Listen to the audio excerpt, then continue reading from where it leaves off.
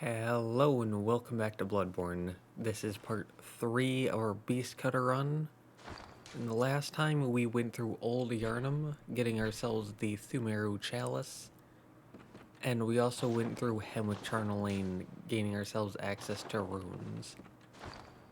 And between the last time, or the end of last time and the beginning of this time, we went through a handful of chalices, which got us some levels and some better blood gems. So here we have plus 57, and we go from plus 57 all the way to plus 111, which is nearly doubling our additional damage, which is pretty good. And there's no upgrades available, so we can immediately head out. And for a second I forgot where I was going, but Cathedral Ward is the place to go right now. It's where we've got things to do. And it was right about here where I realized I can't do one of those things. See, there's an NPC that normally shows up here, but to do that, you need to talk to them with a church outfit, which I sold. So, whoops. But we're still gonna go to the location where they're at anyways, because there's other stuff to do there. So pressing up on the D-pad allows you to jab 5 bullets into yourself at the cost of health. And so we do that, and then shoot 1 bullet so we can do it again. And we do that until we're low health, so that way this enemy can one-shot us. That was intentional. Because dying to this enemy gets you a cutscene, which I'm going to show part of it, skip part of it, but it brings you to a new area. If you don't want me to skip any cutscenes or dialogue, then the threaded cane run that I did before, and runs like the Hunter Axe and Saw Cleaver that I'll be doing in the future, I'll show everything.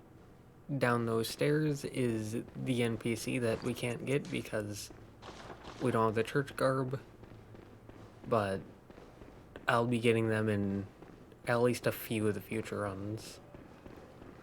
But up here, we have another one of these little skittery guys that give some upgrade materials. And up here there's some more of these enemies, and they are currently protecting the Moon Rune, which is generally considered to be one of the best runes because it gives you more blood echoes. And more currency is always very good, especially since we don't have a lot. Now that downward punch attack is pretty easy to parry, and outside of that, pretty easy to backstab these guys.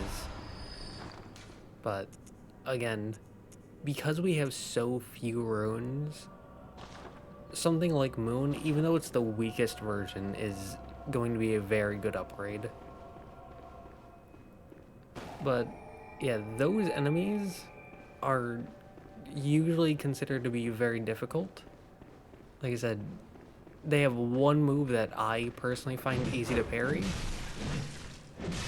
but usually pretty difficult because they do a lot of damage and have a lot of health. And partially because of that, partially because I'm not here to do this area right now, we're not going to do this area. But there is another little crittery guy there for some more upgrade materials.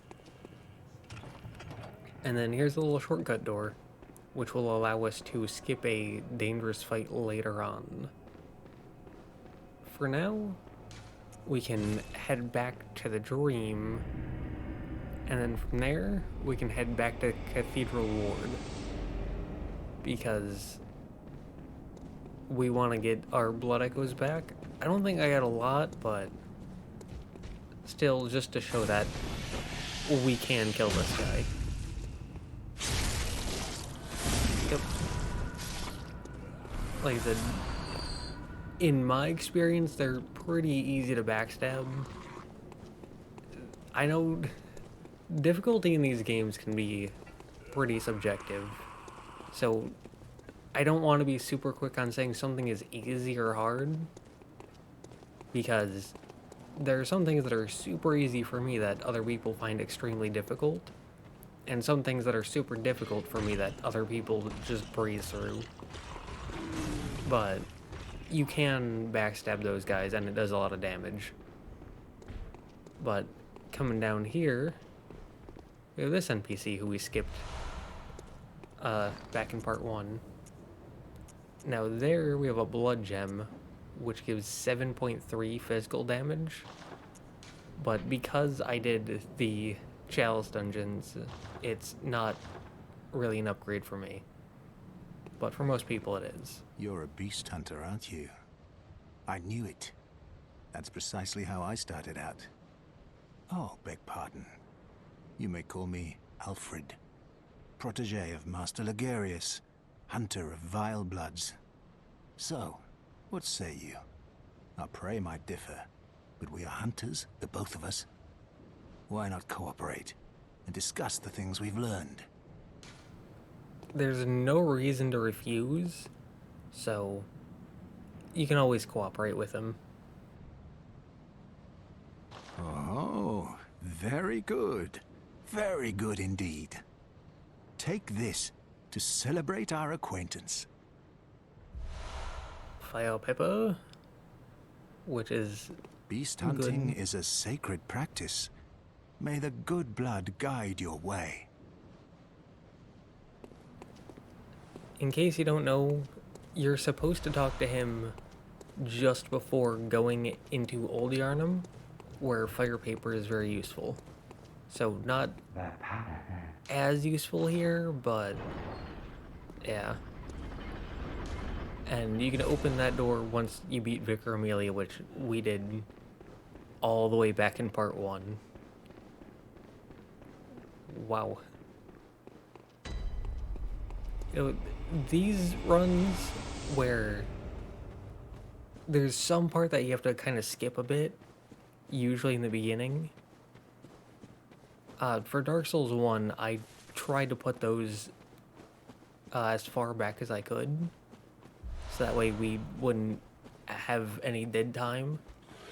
But I use a random number generator for these runs, and we just kind of got unlucky with this. But it's still a very good weapon, so no complaints there. And do not question reality. Just kill the beast and move on. And here we get a lamp. And this is going to be the one lamp for the area. Ignore that. But yeah, this is probably the biggest area in the game, I think. It might be second biggest by like a tiny bit, but I feel like it's the biggest area. And, oh yeah, Blood Vial. You might notice we still have 21, and there's a reason for that. I forgot to equip the Moon Rune. So that's... I'm not gonna go back and equip it now, because... Nope. We are just going to live with our mistake and continue on. And here we can drop down. You can go off to the left to go the normal way, or you can drop down there to get a free hit on the dogs. Which, free hit on dogs is good, considering they're very fast. And can very much be a threat, especially for a slower weapon like Beast Cutter. And ignore that.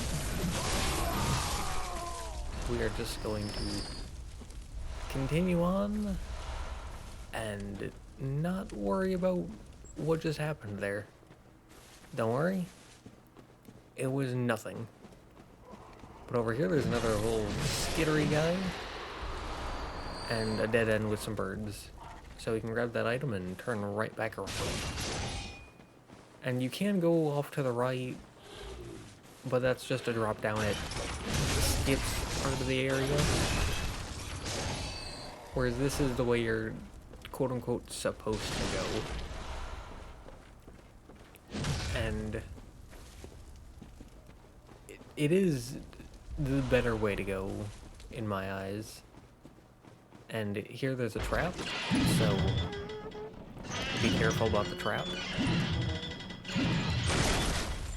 But after this, you can go through this gate into the little village section, or you can go off to the left.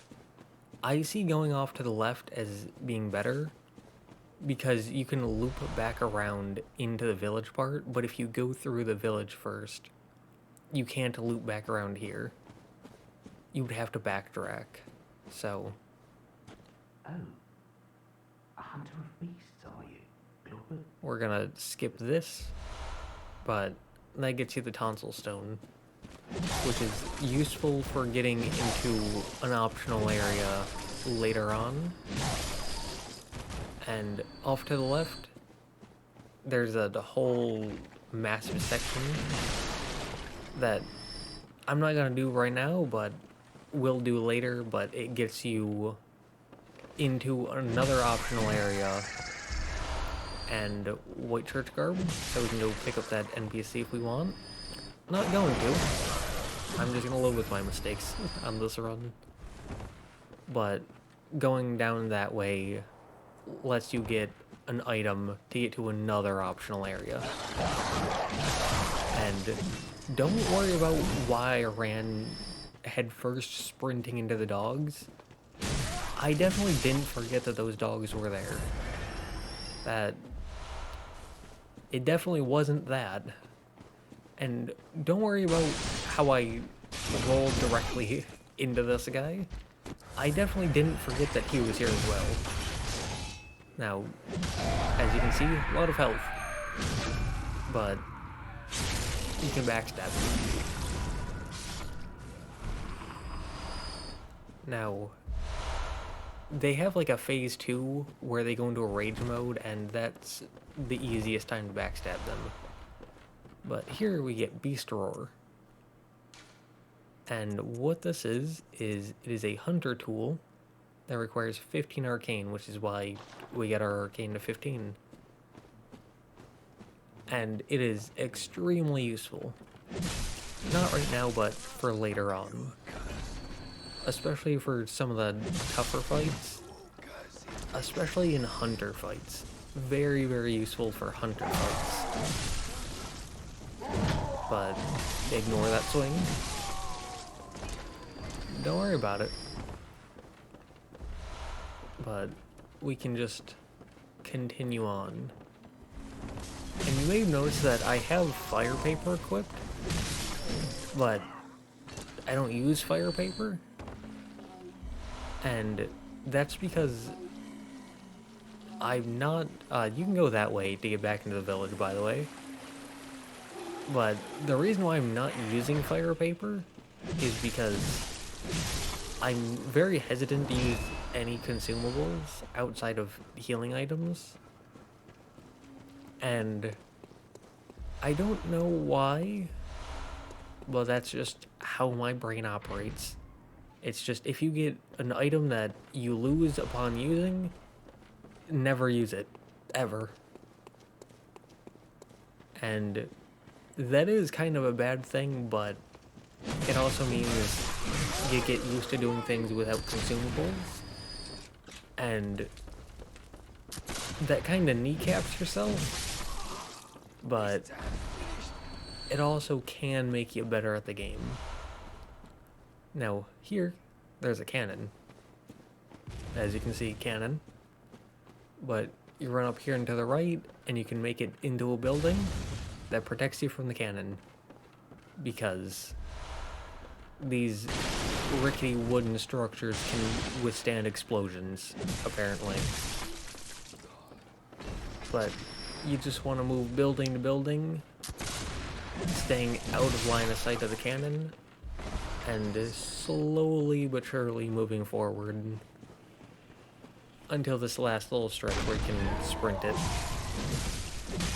Now, something about this cannon is you can actually fire it, and sometimes there's a glitch that happens where it'll just keep shooting. And I don't know what causes this, but it's very good for PvP if there's like an invader on your tail, because it'll just keep exploding and they can't do much about that. So, very good if you're being chased by an invader, because it just blocks that entire section off. But I'm playing offline. Ignore that. But like I said, I'm playing offline, and you don't get invaded unless you're playing online and doing co-op. So, no invaders to worry about. So we don't need the cannon to infinitely explode. We can just move on normally. And in here, we will find a new enemy. Just off to our right here. And they're walking slowly, and they're a pretty difficult enemy, I feel like, for most people. And we are very close to a shortcut and a checkpoint, so be careful. You don't want to just rush in and then die to them, because it is better to be safe than dead. But that little drop down that we took to end up here, this is an optional section that gets us a few items along with an NPC. So, climbing the ladder, we can head on up into here. Watch out, because there's not a lot of walking room. But over here and to the right, there's an NPC. Oh, blah, what would you... And skipping the dialogue, but clearly he needs to go to a hospital, because we can see his ribcage and everything. So we're going to send him to the clinic. Again, skipping the dialogue, but he will get the care that he needs off at the clinic. And don't worry about what was around him or anything like that. Don't worry about what he was doing, just move on. And here's a cannon. We're gonna use that one run. I want to use every left-handed weapon on top of every right-handed weapon. But here's where that guy is that we saw earlier. I know how to English, but if you just leave him alone, he eventually stops here, and easy backstab. And with him dead, or moving past him, we can head off into here.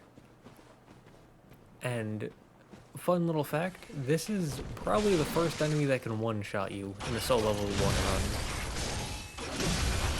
I know that in my last solo level 1 run, which I may do sometime while recording, that was the first enemy that one-shot me, and they were my first death as well, so be careful about them. But up here, there's an elevator, and at the top of this elevator, there's an NPC that we're ignoring, an item, and a door. And this door leads us back to the first lamp of the area. So we got that. And here's the NPC. Ah, a new face, are you? Now, I was very, very tempted to kill him here, but I decided against it. But he gives you an oath, which is kind of like a rune, but not as useful. So they do have their own slots, which are neat. But it just gives you, I believe, 2% more health while you're in co-op. So, basically worthless. Now, last run I mentioned I believe in the description or pinned comment, that I was going to show how to go through this area easily without getting lost. And just follow the fires. Because when you stop at one fire, then you just look around and you can easily see, just look around, see the next fire. You can stop and wait for him if you aren't confident fighting those guys. Now, if you can't see the next fire, just look down. As you can see, there's this wet, cobbled road, and you can just follow the road. And you should pretty soon find the next fire. And as you can see, just more and more and more fires. Now eventually you'll get to here, which doesn't just have small balls of snakes, but there's a giant ball of snakes. And if you aren't confident fighting this, you can go up to it so it comes after you, and then you can run away and let it just sit in the fire. Because if you move far enough away, they don't move, they just spit balls of poison at you. And they'll just sit in the fire until they die. So that's an easy way to kill them. And that is the only one that's on the main path, so you don't need to worry about it anymore. But after that, there's this... we're not gonna deal with that sound. But there's this bramble that you can go through. And like I said, just wet cobblestone road and fires. Over there, there's an enemy, but no fires. And over there, there's a very good rune, but no fires. So we're just gonna keep following the fires. And there's an enemy off to our right, but we can ignore them. And we got shot in the back for ignoring them. And here there's one of these snake men on the path. And they will summon 4 little snake balls. So, kill them. There's this little item off to the side, so I'm gonna grab that real quick and kill the enemies. And I am going to go back through the area once I get to the end here, but continuing on. Like I said, more cobbled road, more fires. And here we can go to the left or the right. The left has no fires, the right has fires, so continuing to follow the fires. Now here at this lake, the fires stop. And this is big. So I'm gonna go kill the pig. Because I like to kill things. Big bloodicles. But once you get to the lake, you want to head off to the right. And you can head down under and to the left to get a rune, which I believe gives either fire or lightning defense. I believe fire, but it's one of those two definitely. Though it is protected by a few of these enemies. And if you have a slower weapon like the beast cutter or the hunter axe, you might want to watch out because they have a few fast attacks. But moving on, there's another pig. And they can sometimes walk into the fire. And it usually doesn't kill them, but it can damage them a bit. But once we clear this area out, and it's a very good idea to kill the pig because it will chase you back here. But heading through here, down and to the left is the boss fight, so you can just go there and there's the boss. But I'm going to head up to the right because there is a door that can be used as a shortcut. And I want to head back and around in order to get some of the items. Because we went through and showed how to go through this area without too much trouble. And that was a 5% increase to your health, if you want that. personally, I don't find it to be very useful because it's not a lot of health. But I'm just gonna drop down here onto this big snake and then make my way around because, like I said, it can be difficult to find your way around for some people, because I've heard that some people think a lot of this area looks the same, but I have spent a lot of time in this area and know it pretty well and can distinguish one section from another. And there are a lot of good items here. And behind these two big snakes is an incredibly powerful item. It is another rune. And while it isn't useful here, it's definitely a big lifesaver later on. So it's very good to grab that. And it is the Deep Sea rune.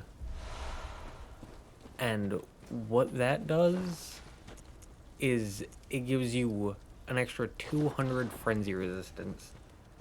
Frenzy is a status effect that once it fully builds up, it takes like 70% of your health instantly.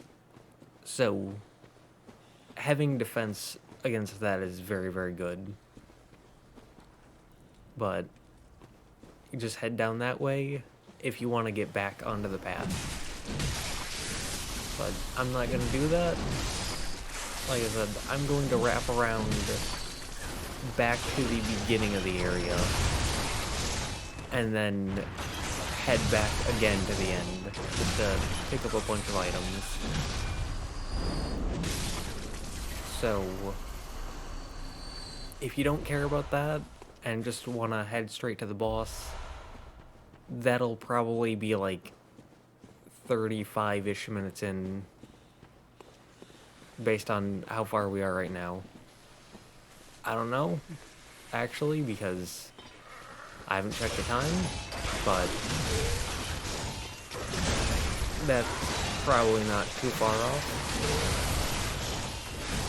But here, watch out, because these snakemen are dangerous. But the beast cutter is a very good weapon, so even though we approached this fight terribly, we figured it out, because the weapon very good. What those three are protecting a bloodstone chunk, and so we got that. And up there's a big snake, but it's protecting another rune, but it's not a rune that I care about, so we can just leave it and not deal with that snake. But that fire that we just passed is the one where we lured a giant snake ball into it. So hopefully that gives a bit of perspective on where we are. Because how I'm approaching this is probably very confusing if you aren't very in tune with the area. Because, like I said, some people can find this area very confusing, and now I'm approaching it from a side path and backwards. So, probably very, very unintuitive. But this is the beginning, where I first pointed out the fires and the cobble walkway. So, again, hopefully that gives some perspective on where we are. Basically, we're just back at the beginning. But that was the left side, and now we can go through the right side. And we can head down the normal way along the right side, just picking up the items, getting what we need to get, and for some reason that guy walked into the fire. Just like the pig, it's not enough to kill, but it does do a little bit of damage, which can be kind of useful. And the little snake balls you don't really need to worry about them. Like, they have almost no range, and they're very slow. Like, you can just jog past them, and they will not be able to follow you at all. So if you don't want to kill them, you really don't have to. But I found that if you don't know the area very well, and you find it easy to get lost, then killing them can be good as kind of a marker on, like, where you've already been, because if there's no enemies, obviously you've been there before. Now, again, that's the fire that we lured the giant snake into, and just off to the left of that, there's a jump. And if you can make that jump, then you can head over here to get the Grave Guard mask. And dropping down, you can get the rest of the Grave Guard set. And from there we can drop down, and then we can take this left path, where there's another one of these enemies that will whistle and call the snake balls. And through all the smoke, I didn't see that snake. And don't know where they came from, but they came from somewhere.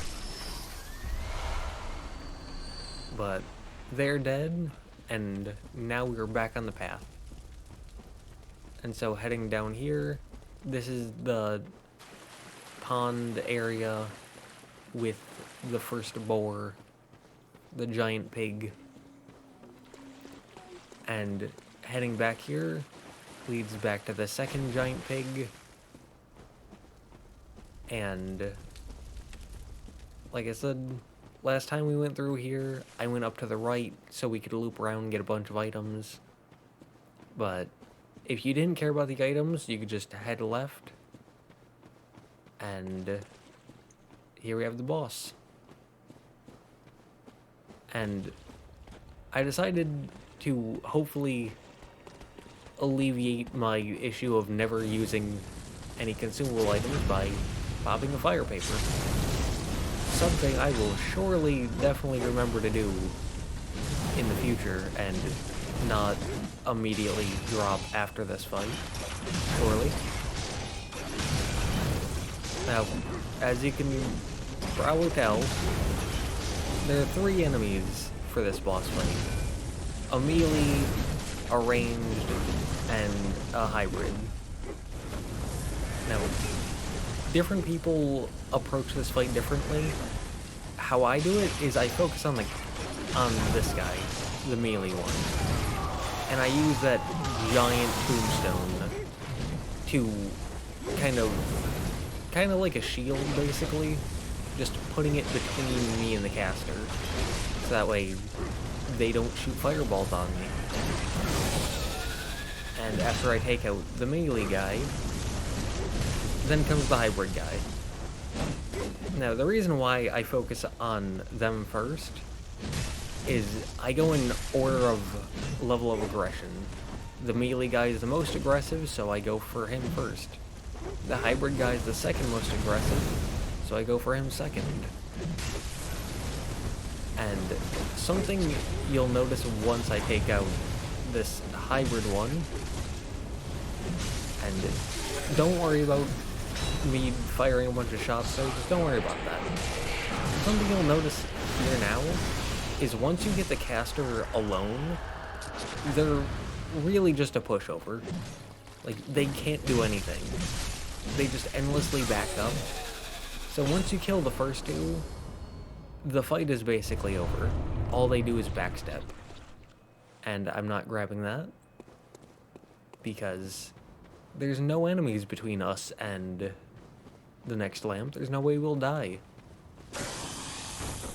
Ignore them, please. Just, they don't exist. So, yeah. Moving on.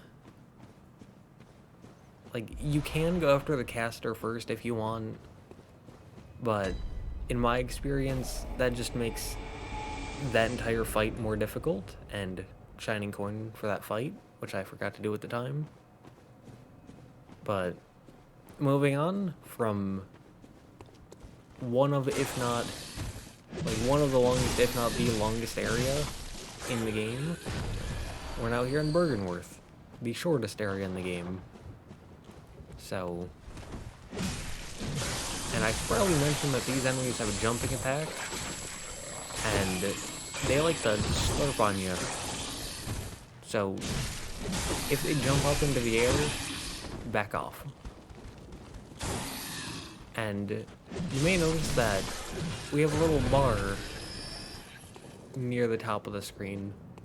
That's Frenzy. Like I said, that gets to the top, that takes out over half your health instantly. And their jump attack that grabs onto you, that's what builds that up. And here we have another enemy, which also has a grab attack. But this one doesn't give Frenzy, instead it takes away your insight. Specifically, it takes 2 insight and a lot of health. And you don't get that insight back.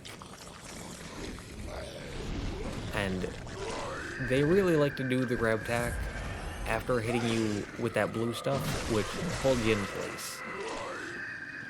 And also after you finish the combo. So, be wary of that. But if you can kill them, then you get access to Arcane Lake, which gives you more arcane defense when you equip it. Which arcane is just magic. So, you want magic defense, you got that. Now, you may be wondering why I took 2 grab attacks back to back like that. And you could say that it's because I got sloppy here. Or you could say that maybe I just made a mistake. Which, yeah, maybe. Or we could go with, alright, and we're gonna make a deal here. We're gonna say that that was for educational purposes. Okay? We're going to say I took those 2 grab attacks for educational purposes, and we're going to move on.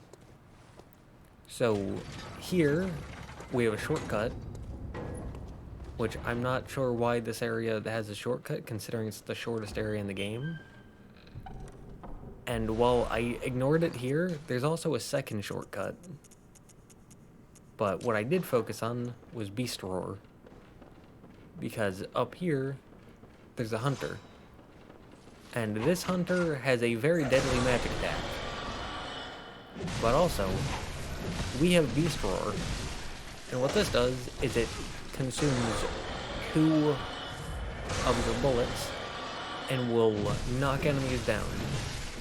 And it's not really useful against massive enemies, like giants, but it is good for hunters, since they're small enough to actually get knocked down by it.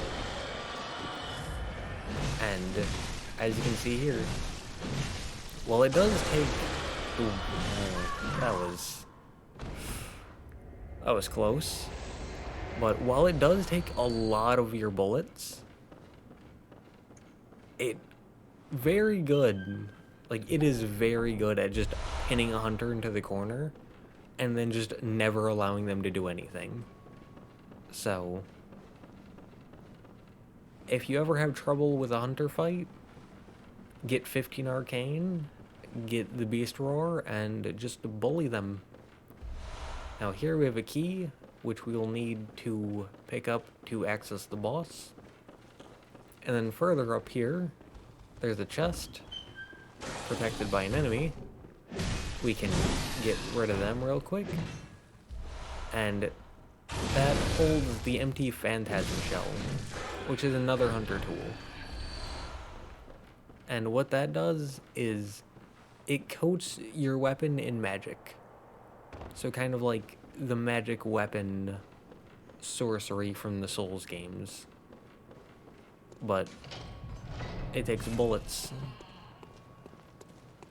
But moving on, we can talk to that guy for some insight, not arcane, and then we can kill him. Now, the reason why we kill him is because there's no reason for him to stay alive, but killing him gets you the Eye Rune, which gives you more item discovery.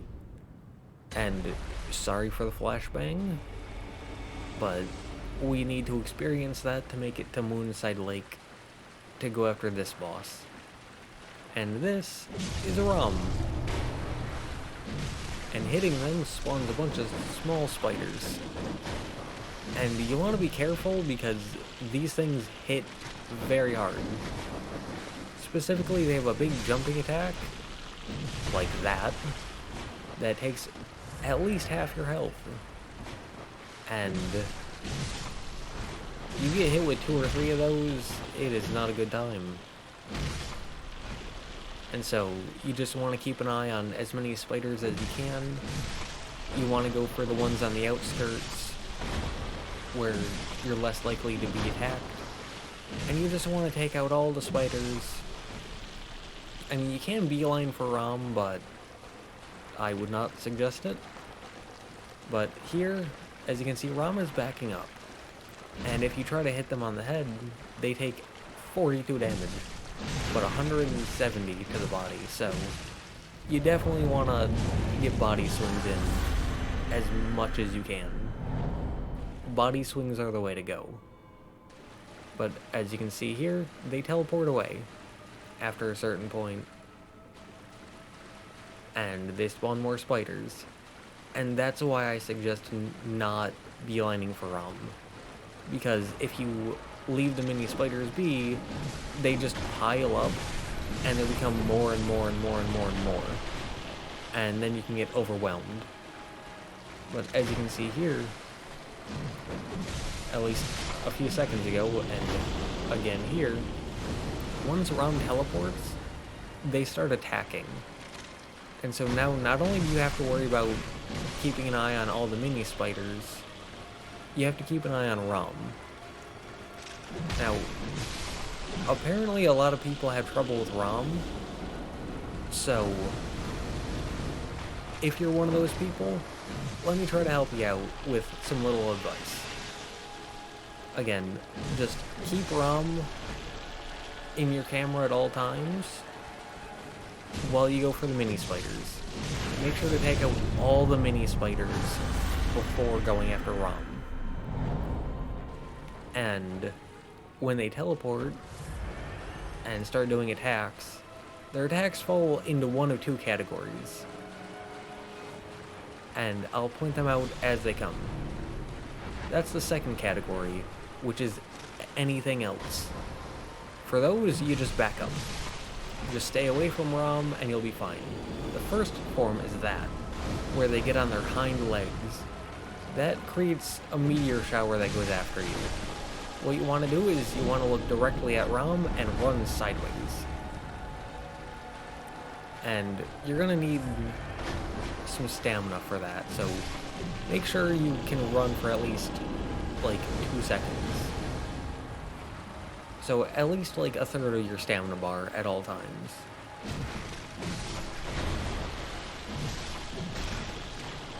As you can see, I never fall to minimum stamina, but they get on their hind legs, you run to the side. Literally any other attack, just get away from them. Hind legs, run sideways. Pretty easy. Like I said, just keep an eye on them. Any other attack, just get back. It is pretty simple. Honestly, once you figure that out, then the biggest threat comes when Ram is alone and you need to go attack them. Like I said, they go to attack, just back up. You can learn what each specific attack does later on, but for now, they move, you back up. Then you run in, you get 1 to 2, maybe 3 swings, and then you back up again while they do another attack. And shouldn't be too long before they go down. But with them down, you just look around, look for a woman in a wedding dress, shining coin for that boss, and you just approach the woman in the wedding dress on the lake and you will get a cutscene. And we skip that, and you will be teleported to this thing. This is an amygdala. Normally you can only see them once you have 40 insight, but being teleported here you can see them no matter where. No matter how much insight you have. Now, from there, you just want to run forward, ignoring the sound that we heard behind us. All the sounds, you're free to ignore. You're free to not kill anything. Just grab the lamp. And then if you want to see a little semi-secret optional area, you can head on back. Now, something I have heard, a little bit of discourse about this game, I've heard some people call this amygdala. That is wrong. And I will show why soon. But, as you can see there, it has a little grab thing. What you want to do is you want to take the tonsil stone that we got from talking to the person in the woods, and you want to deliberately get grabbed by that. Because if you get grabbed with the tonsil stone, then you'll get a cutscene.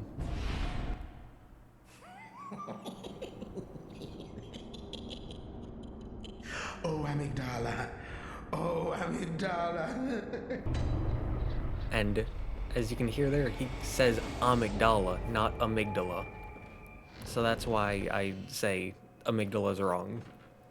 I understand the reasoning for it, but game voice lines say otherwise.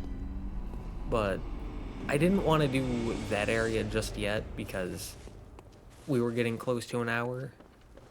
But that is a little optional area that we're gonna do probably next time. So here we finally threw on the Moon Rune, and throw on that for extra frenzy resistance, because frenzy is very dangerous and is coming up in the not too distant future. So I would like some protection against that. And went to see if there were any better gems that we picked up. And not for this weapon. Not yet, at least. So we can just repair our weapon. And we can see if there's anything in the insight dispensary. And not yet. So we can move on. Not gonna use that, so we can sell it. I don't use beast blood pellets, or blue elixirs, or pungent blood cocktails. So we can sell all those. Not using the cannon this run. This set gives like 1,000. Grave Guard set gives like 7,000 or something. Student set gives like 15,000. And all of these are redundant, so we can sell all of them. And that is a lot of money. So, very happy with that. And we still have some poppables, so we can pop these to get even more blood echoes. And as you can see there, we're at nearly 200,000. And we have surpassed 200,000. Very well.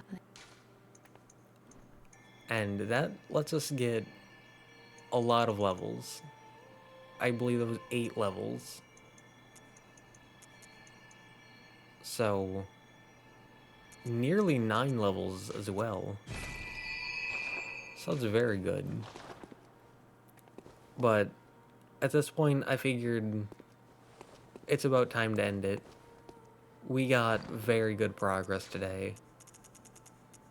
We finally used a fire paper. We got through Forbidden Woods. We got through Byrgenwerth. We got through those 2 bosses. We got Beast Cutter. Or, not Beast Cutter. We got Beast Roar. So, very good progress. And, yeah.